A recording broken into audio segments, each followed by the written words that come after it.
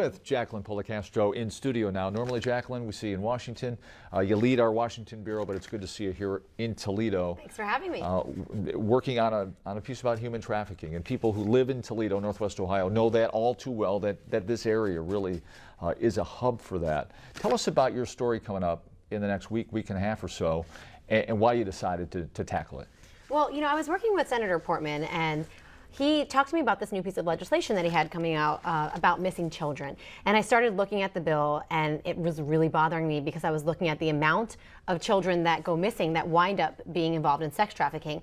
And a couple months went by, I started studying more about it, and I couldn't leave it alone. And so that's why I came here to Toledo, to talk to people in the community, to figure out where can we make an impact as journalists, where can we tell this story, and where can we figure out where the weak links are. And so that's why I'm here. And we have heard for a long time, for years, about how this is a hub or a haven for the human trafficking problem here. But what kind of numbers are we looking at? Just tangible numbers, so we really can point to that and say this is how serious this problem is. Well, I'm looking specifically now at something more unique than just the problem of sex trafficking. I'm looking at how many children go missing and how many of those wind up being involved in sex trafficking.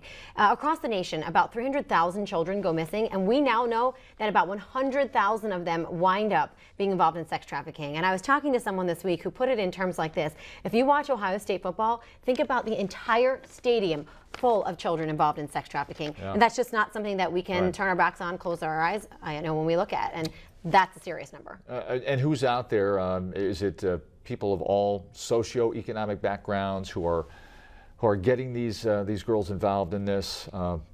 People of all walks of life, professional gamut as well. Who are we talking about? You know, it's a really interesting question, because when I first started studying this, like many people probably do, they assume or they think that this is happening only maybe in a bad neighborhood. Sure. But it's not. It's happening in all kinds of socioeconomic places in our community. Doesn't matter if you're on the top of the level or on the bottom of the level. Another thing that shocked me is that I'm learning that children are being picked up in places where you, as parents, think they're safe. Libraries, the mall, places around schools, and that the traffickers who are, you know, talking to them and coercing them aren't scary men that you see under a bridge. It's not just the rest stop or the truck stop. It's happening in our community, in real places. And a lot of the time, it's a woman that's approaching the girls in order to get them to become involved and gain their trust. And everyone I've talked to has basically said it's children who need attention or are missing something in their life, and that's how they become prey. You've been here for a couple of days. Who are you talking to to formulate this piece that's going to be airing here?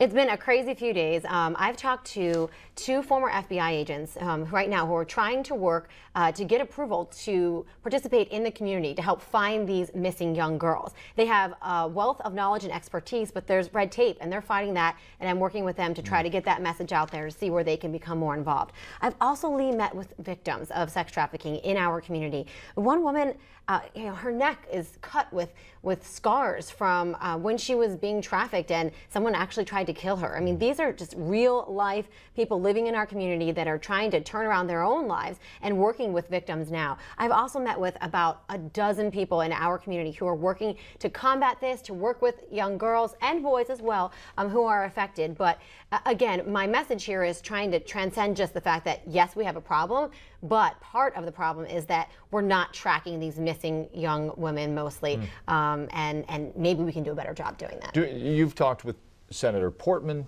Senator Brown.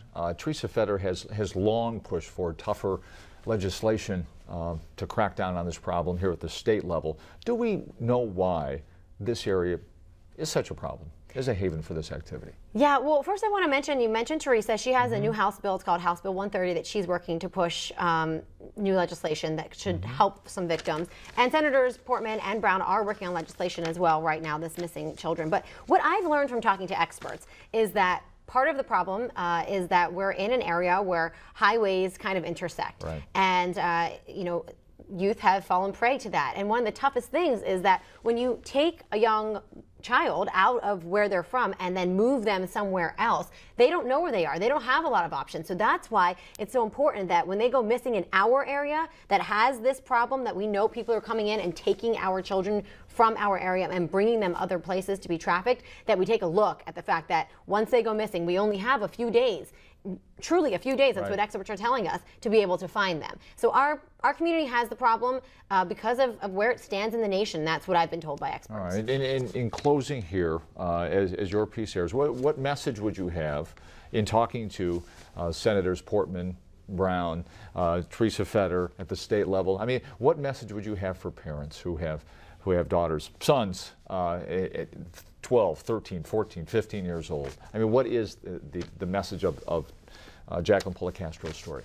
I say pay attention. The biggest thing I've heard from every expert is that the reason that these young girls and young men go missing and often become involved in sex trafficking is because they're lacking one person in their life who is listening to them, who is paying attention to what they're doing, and who is giving them love and attention. And those types of children usually don't run away. So be there for your child or a child in the community that you know, and ask questions. If you see something that doesn't seem right, ask, because that's the only way we're going to be able to prevent this from happening. Okay, and your story, your special series, will air the week after next here on 13 ABC. When you go back to Washington, though, in a lot of politics, it could be business as usual, back to the political arena. What can people look forward to from Jacqueline Policastro on a political front as the bureau chief in Washington? What are you looking at? Well, I can tell you that, this issue is taking up a lot of my time right now, and it's one that I plan to continue to follow in Washington. So that's one thing.